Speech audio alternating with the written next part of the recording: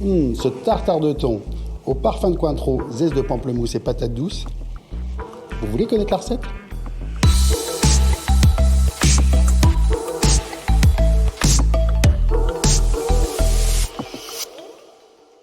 Je commence par la patate douce au couteau. Ça va beaucoup plus vite. On coupe la patate douce en petits cubes. On va donc cuire avec un volume d'eau suffisant juste pour recouvrir. Ce qu'on appelle l'eau à hauteur. Un peu de sel, du beurre salé et je laisse cuire une quinzaine de minutes à frémissement. J'utilise un pamplemousse, bio de préférence, en essayant d'enlever que la peau et pas cette pellicule blanche qui apporte trop d'amertume. Les zestes, on va les couper très fins. Je mets ça dans une casserole, je vais recouvrir d'eau froide et je vais faire bouillir. Je vais recommencer 3 fois cette opération.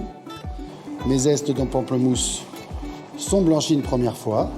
Je recommence l'opération avec de l'eau froide à hauteur et je vais laisser bouillir.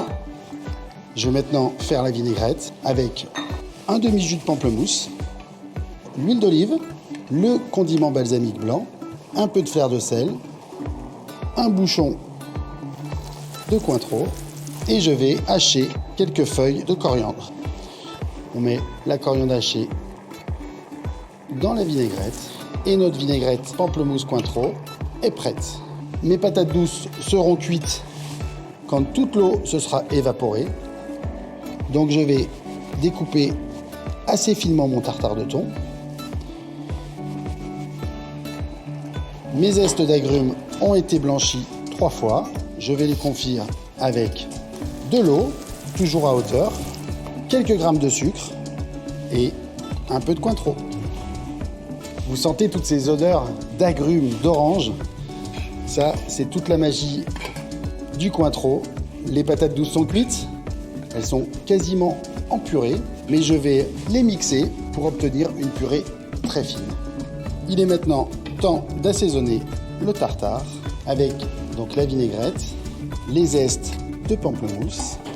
Quelques minutes vont suffire pour cuire très très légèrement le tartare de thon. Il faut goûter le tartare de thon, rectifier l'assaisonnement. Là, je vais rajouter un petit peu de fleur de sel.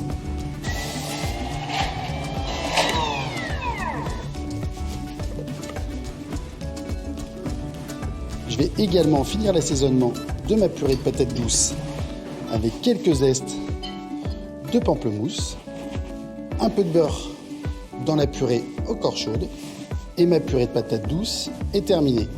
On va faire une quenelle de patates douces avec 2 cuillères identiques. Une fois, 2 fois, on pose dans l'assiette. À l'aide d'un cercle, on va disposer le tartare de thon. Quelques zestes d'agrumes sur le dessus et j'ai gardé une belle pluche de coriandre pour apporter une petite touche végétale à ce plat.